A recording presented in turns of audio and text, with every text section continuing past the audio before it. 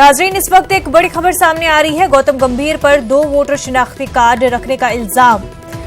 आप लीडर आतिशी सिंह ने ये इल्जाम लगाया है। आप लीडर आतिशी सिंह ने कहा अदालत का रुजू किया है। राजेंद्र नगर के वोटर कार्ड का नंबर आप अपने स्क्रीन पर देख सकते हैं। नाजरीन, इस वक्त की बड़ी खबर हम आपको बता रहे हैं कि गौतम गंभीर पर 2 वोटर शिनाख्ती कार्ड रखने का इल्जाम लगाया गया है। आप लीडर आतिशी सिंह ने ये इल्जाम लगाया है। आप लीडर आतिशी सिंह ने अदालत का रुजू किया है। SMM 1357243 राजेंद्र नगर के वोटर कार्ड का नंबर है और RJN 1616218 दूसरे करोलबाग के शिनाख्ती कार्ड का नंबर है। इस वक्त की बड़ी खबर नाजरीन, गौतम गंभीर पर 2 वोटर शिनाख्ती कार्ड रखने का इल्जाम लगाया गया है। यह इल्जाम आप लीडर आतिशी सिंह ने लगाया है और आतिशी सिंह ने अदालत से रुजू भी किया है। आपको बता दें कि राजेंद्र नगर के वोटर कार्ड का नंबर SMM 1357243 है और करोलबाग की शिनाख्ती कार्ड का नंबर RJN 1616218 है।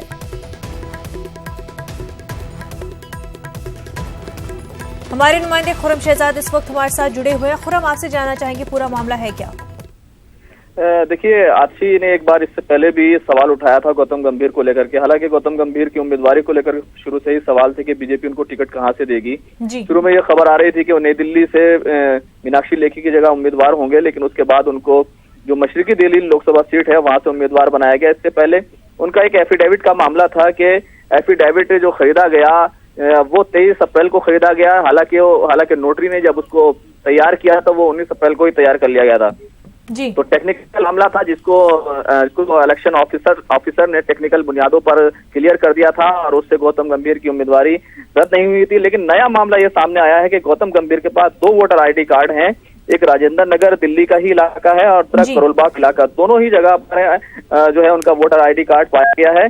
30 तारीख कोर्ट में यह मामला जो है आतिशी ने फाइल किया है क्रिमिनल कॉन्स्पिरेसी के हिसाब से और उनका कहना है कि इसमें गौतम गंभीर की जो नामजदगी है वो रद्द होना तय है। उनको सजा भी 1 साल से 6 महीने की हो सकती है। जिस तरह से इस तरह की धोखाधड़ी या क्रिमिनल केस जो है वो क्रिमिनल कॉन्स्पिरेसी करने की जो बात होती है, क्रिमिनल ऑफेंस की बात होती है, उसमें हो सकती है। तो एक बड़ा मामला है। गौतम गंभीर जो है VIP, एक तरह से कहना चाहिए VIP सीट हो गई है। कांग्रेस से अरविंदर सिंह लवली लड़ रहे हैं, आम आदमी पार्टी से आतिशी लड़ रही हैं। तो यहाँ पे सैरुगी मुकाबला मशरकी दिल्ली लोकसभा सीट पर है। लेकिन अहम बात यह है क्या गौतम गंभीर की उम्मीदवारी अब बाकी रहेगी। जिस तरह से उन्होंने कहा है कि वो इस मामले को लेकर के इलेक्शन कमीशन भी जाएंगी और उनसे कहेंगे कि लोगों का पैसा बर्बाद ना करें, बल्कि सीधे तौर पर गौतम गंभीर की नामजदगी रद्द कर दी जाए। हालांकि कवर कैंडिडेट होता है बीजेपी की तरफ से, वो शायद इलेक्शन फाइट कर सकेगा अगर गौतम गंभीर की उम्मीदवारी रद्द होती है।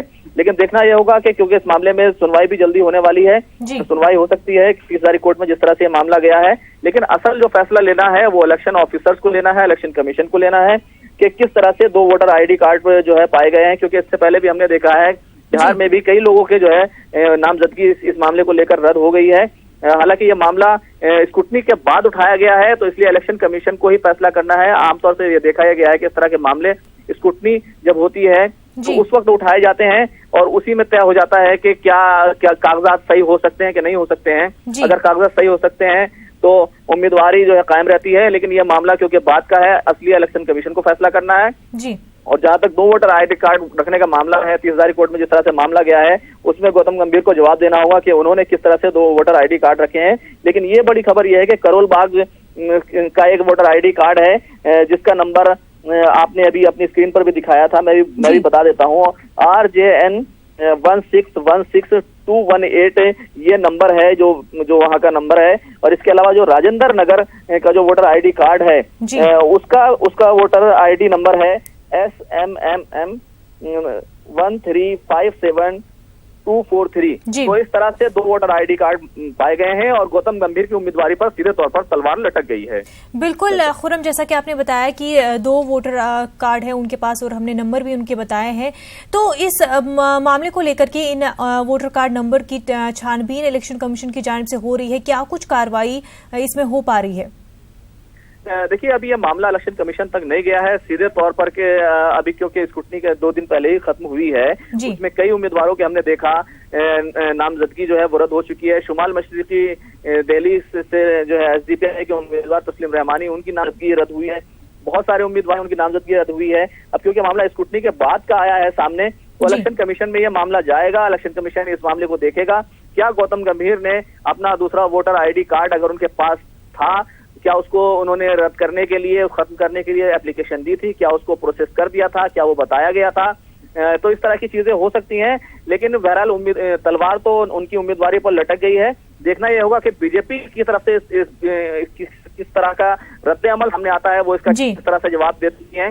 लेकिन तकनीकी बुनियादों पर तो एक लड़ाई होती है, इंतखाबी लड़ाई होती है, कानूनी लड़ाई होती है, वो बहरहाल जारी है और उसमें आम आदमी पार्टी कहीं ना कहीं बीजेपी को जो है वो घेरती नजर आ रही है। खुर्रम, क्या गौतम गंभीर की तरफ से भी कोई इस मुतालिक कोई बयान सामने आया है?